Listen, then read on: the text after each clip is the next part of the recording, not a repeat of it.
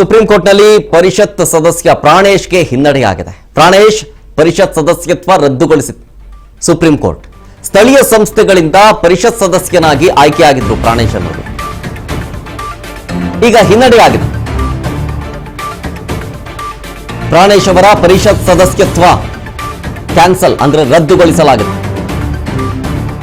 6 ಮತಗಳ ಅಂತರದಿಂದ ಎಂಕೆ ಪ್ರಾಣೇಶ್ ಅವರು ಗೆದ್ದಿದ್ರು. ಪ್ರಾಣೇಶ್ ಗೆಲುವನ್ನ ಪ್ರಶ್ನೆ ಮಾಡಿ ಗಾಯತ್ರಿ ಅನ್ನೋರು ಸುಪ್ರೀಂ ಕೋರ್ಟ್ನ ಮೊರೆ ಹೋಗಿದ್ರು. ಗಾಯತ್ರಿ ಶಾಂತೇಗೌಡ ಪರಿಷತ್ನ ಪರಾಜಿತ ಅಭ್ಯರ್ಥಿಯರು.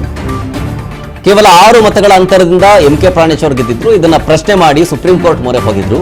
ನಾಮ ನಿರ್ದೇಶಿತ ಸದಸ್ಯರ ಮತ ಚಲಾವಣೆಯನ್ನ ಪ್ರಶ್ನೆ ಮಾಡಿದ್ರು ಗಾಯತ್ರಿ ಅವರು. 3.5 ವರ್ಷಗಳ ಸುದೀರ್ಘ ವಿಚಾರಣೆ ಆದ್ಮೇಲೆ ಸುಪ್ರೀಂ ಈಗ ತೀರ್ಪನ್ನ ಕೊಡ್ತಾ ಇದೆ. 1.5 ವರ್ಷಗಳ ಕಾಲ ಪರಿಷತ್ ಸದಸ್ಯರ ಆಗಲಿದ್ದಾರೆ ಇನ್ನು ಮುಂದೆ ಗಾಯತ್ರಿ ಅವರು. 3.5 ವರ್ಷಗಳ ಕಾಲ ಈ ಕೋರ್ಟ್ನಲ್ಲಿ ಸುಪ್ರೀಂ ಕೋರ್ಟ್ನಲ್ಲಿ ವಿಚಾರಣೆಯೂ ಕೂಡ ಆಗಿತ್ತು. ವಿಚಾರಣೆ ಆದ್ಮೇಲೆ ಈಗ ತೀರ್ಪು ಕೊಟ್ಟಿದೆ ಸುಪ್ರೀಂ ಕೋರ್ಟ್, ರದ್ದುಗೊಳಿಸಿದೆ ಅವರ ಸದಸ್ಯತ್ವವನ್ನ.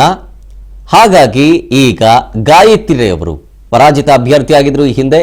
ಈಗ ಇವರೇ ಮುಂದಿನ 1.5 ವರ್ಷಗಳ ಕಾಲ ಪರಿಷತ್ ಸದಸ್ಯರಾಗಿ ಇರ್ತಾರೆ.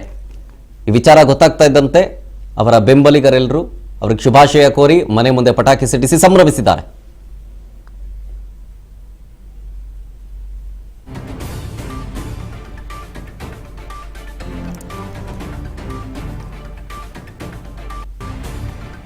ಗಾಯತ್ರಿ ಶಾಂತೇಗೌಡ ಇವರು ಪರಿಷತ್ನ ಪರಾಜಿತ ಅಭ್ಯರ್ಥಿ ಆಗಿದ್ರು.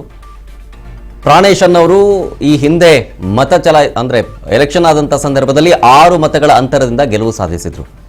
ಈ ಗೆಲುವನ್ನ ಪ್ರಶ್ನೆ ಮಾಡಿ ಸುಪ್ರೀಂ ಕೋರ್ಟ್ ಮೊರೆ ಹೋದಾಗ ಈಗ ಸುಪ್ರೀಂ ಅವರ ಸದಸ್ಯತ್ವವನ್ನು ರದ್ದು ಮಾಡಿದೆ.